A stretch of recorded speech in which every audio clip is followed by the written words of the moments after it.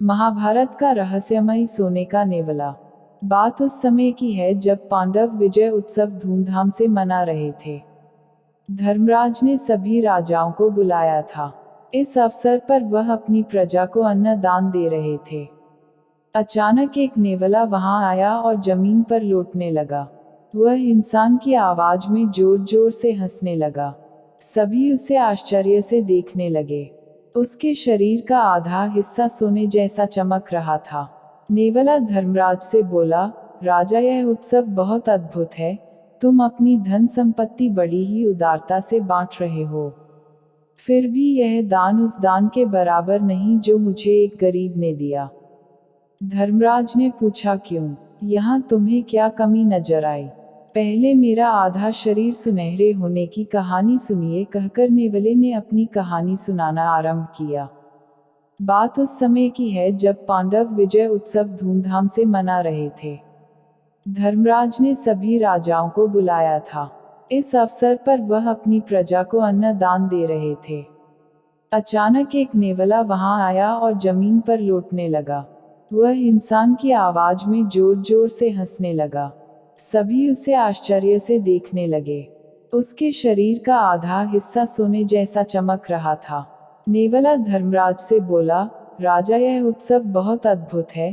तुम अपनी धन संपत्ति बड़ी ही उदारता से बांट रहे हो। फिर भी यह दान उस दान के बराबर नहीं जो मुझे एक गरीब ने दिया। धर्मराज ने पूछा, क्यों? यहाँ तुम्हें क्या कमी नजर आई? पहले मेरा आधा शरीर सुनहरे होने की कहानी सुनिए, कहकर नेवले ने अपनी कहानी सुनाना आरंभ किया।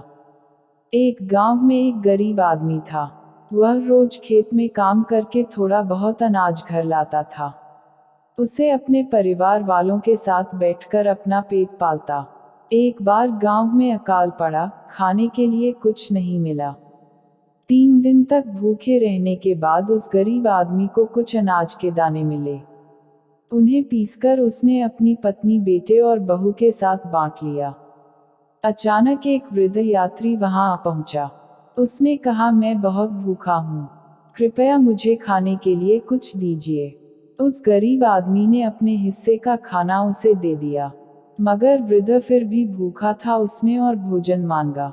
गरीब आदमी की पत्नी ने तुरंत अपना हिस्सा दे दिया, लेकिन वृद्ध की भूख नहीं मिटी। यह देखकर गरीब आदमी के बेटे ने भी अपने हिस्से का भोजन उसे दे दिया। उसने उसे भी खा लिया, फिर और भोजन मांगा। अंत में गरीब आदमी की बहू ने भी अपना हिस्सा उसे दे दिया, तब जाकर वृद्ध की भूख मिटी। उसने कहा, आप सबने भूखे होते हुए भी अपने हिस्से का भोजन मुझे दिया। राजाओं द्वारा कराए गए यज्ञ और दान भी इसकी बराबरी नहीं कर सकते। उसने सभी को आशीर्वाद दिया और गायब हो गया। मैं यह सब छुप कर देख रहा था।